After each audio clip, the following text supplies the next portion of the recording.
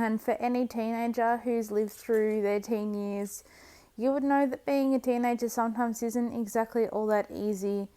But I think for me, my low vision probably didn't help my teenage years.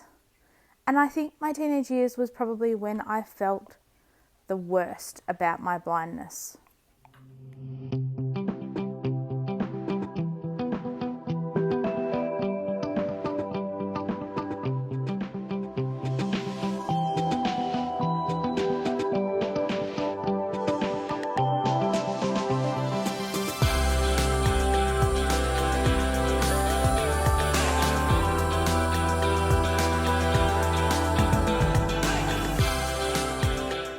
Hi everyone, it's Mel here and welcome back to Mel's Blind Life, the YouTube channel all about blindness. Today I would like to do a video talking about growing up as a blind teenager and how it felt. Before I get too carried away in the video, guys, I'm going to apologize for my slightly weird sunny voice. I'm coming down with this cold and I'm filming this on a Tuesday, even though my upload day isn't until Thursday. But considering how my voice is at the moment, I'm concerned that I'm going to lose it completely. So I didn't want you guys to miss out on a video this week because of my cold. So I'm filming just in case I completely lose my voice. So sorry for the funny sounding voice, but that's just how we're going. I mean, it's ridiculous. It's the middle of November and I've got a cold. It shouldn't be that case because here in Australia, we are heading into summer, not winter. Anyway, that aside, for those of you who don't know, my vision condition is genetic. Both myself, my auntie, my mum and my nana have all got this condition. It is called rod cone dystrophy, and I'll link in the description down below my video I did a little while ago now about my journey with rod cone dystrophy. So I was probably diagnosed with this condition when I was a very, very small baby. I wasn't even 1 year old before I was diagnosed with this condition. And I think even during the pregnancy, my parents were fairly certain that there was a chance that I would end up with this vision condition. So I think it's something that was always, in the back of their minds and something that they always had to be prepared for. And I think they probably were quite prepared for it when I came along and when they found out that, yes, I do have it. So I don't actually remember a time in my childhood, in my life, where I didn't know that one day I was going to end up completely blind, and there was absolutely no way that I could avoid being completely blind. I think I was maybe even aware that I was different and that my parents were different even before I understood why we were different, because to me, blindness was the norm because I lived with it. My parents both lived with it, and it was something that I was used to and I was exposed to every single day. So I think when I started school, I probably didn't realize that I was as different to all the kids as I actually was, especially because I still had some vision, so I could still to a point function as a sighted child. I could read and write print, I could see to colour in, and I could see to find my way around school and things like that. So I wasn't completely at a disadvantage as much as I think I would have been had I not had any vision at all.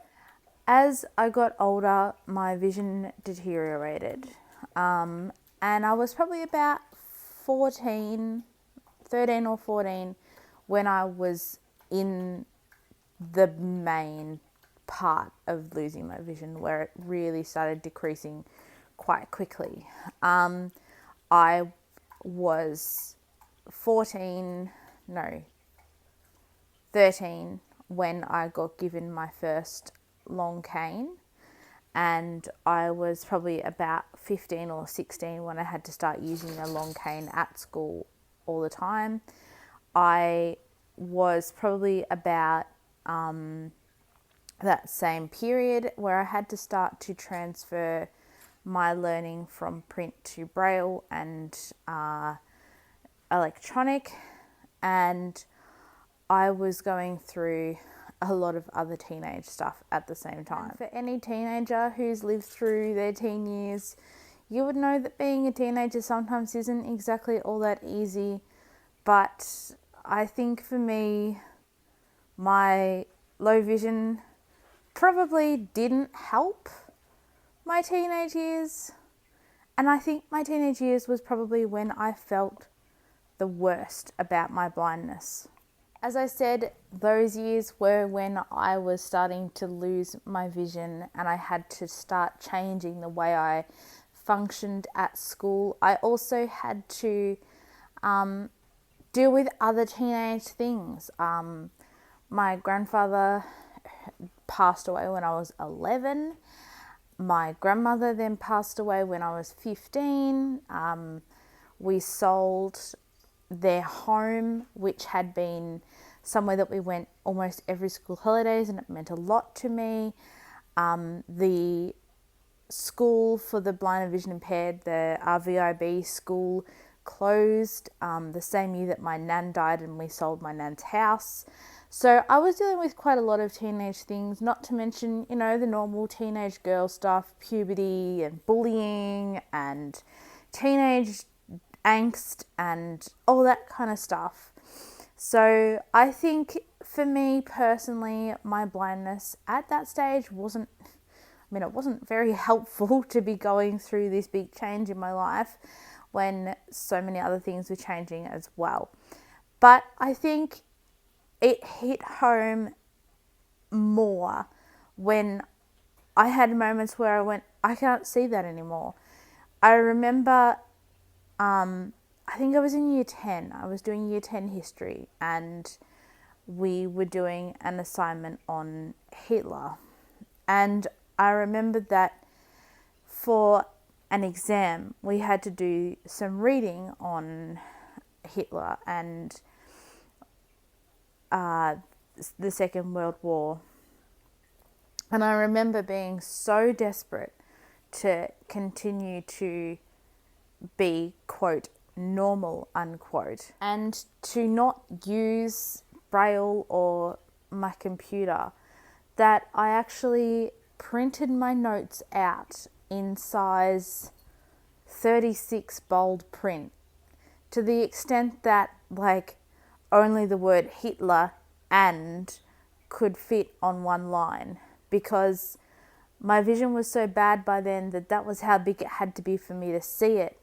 But I wasn't ready to stop using my vision and to start doing things by Braille and electronically. That was probably the stupidest thing I could have done, really, looking back at it. I should have just put my notes in Braille and dealt with it. But all of the other kids, still had hard copy books, and I was in a sighted school, so all of the other kids could see and I couldn't. And I think that was really hard for me. It was being different and dealing with the fact that I had to use a laptop in school now. I had to read my books in either Braille or electronic format. And I couldn't just pick up a textbook out of the library and read it anymore. And I couldn't just look at a photo and have it, and understand what was going on in a photograph. I had to have someone describe the photograph to me. And that was really hard. So I think that was when, at that point, my vision was the hardest for me to accept, was when all of my friends were still using pen and paper and textbooks, and I had to use a computer. and a Braille machine. I think for me, going through that period, the best resource that I could have had was the blind school. I went to a program called Support Skills, which I will link the modern day program, which is similar to the one that I used to do, down below. And I used to go to that program twice a term, 2 Fridays a term, and be with blind and vision impaired kids who were going through the exact same stuff as I was. And I enjoyed it because I got to be blind, you know.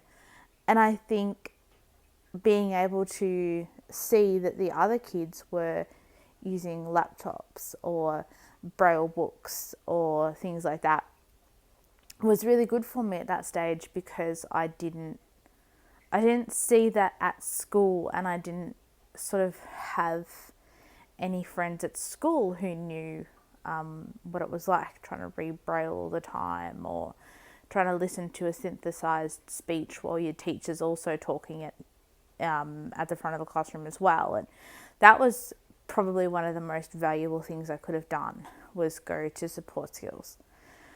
So for me, even though when I went home to my regular school, it was still hard to accept Braille and electronic. I knew that somewhere else my other friends were doing it too. And that gave me, as I said, that gave me a little bit more perspective on it, and it made me feel a lot better.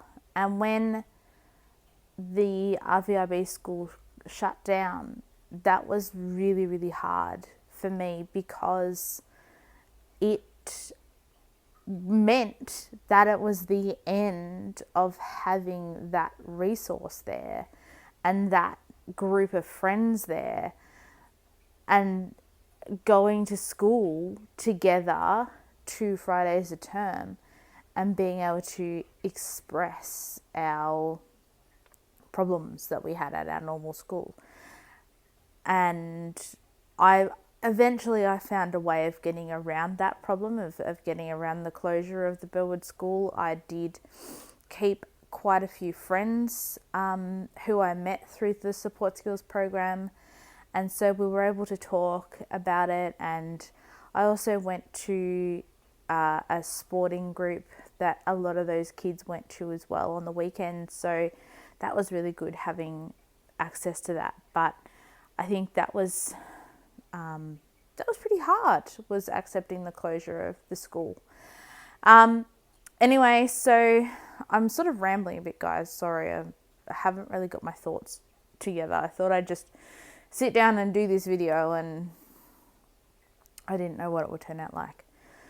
But I think for me, when my vision did go to the point that I couldn't even try and use print anymore, having the support of my friends and everything was really good. Having the understanding of how to use the technology that I now had to use was really important, because I used the technology for a long time before I had to use it at school, which made it a lot easier. I had actually learnt Braille right from the beginning of my first year at school, as well as print. So I could use Braille. I had learnt how to use a computer right from, as a blind person, from sort of grade 6. So I knew how to do it. It was just a matter of making my mind willing to go through the process of applying those skills. And once I finally did that, and once I realized how much easier it was for me, that was so much better. So what does it feel like for me now to be blind? How do I now, kind of 10 years after all that happened, feel about my blindness? And I think the easiest way to answer that question is I feel great. I don't actually care that I'm blind. I, you know, I knew that this was coming from, like I said, basically my whole life. I have known that I was going to be completely blind and that there was no cure. And I don't honestly have a problem with it nowadays. Sometimes I think that would be so much easier if I could see it. But I don't very often think that, and I certainly don't wish for my vision to miraculously be able to be recovered.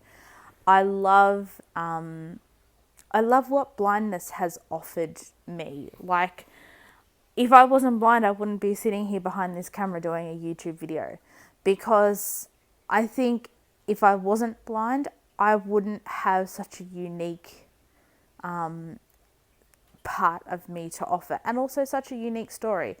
I am the completely blind child of two very vision impaired parents and one who also had a vision impaired mum. I think that is really great that I have got that uniqueness and that sort of that niche in my life. And if I wasn't blind, I wouldn't have Darcy and I wouldn't have Penny. I think that being blind is great. I couldn't imagine what it is like to be sighted.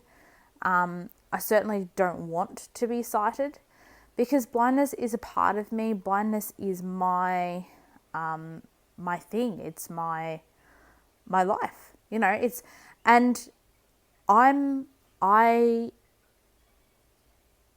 I have always known that I was going to end up being completely blind.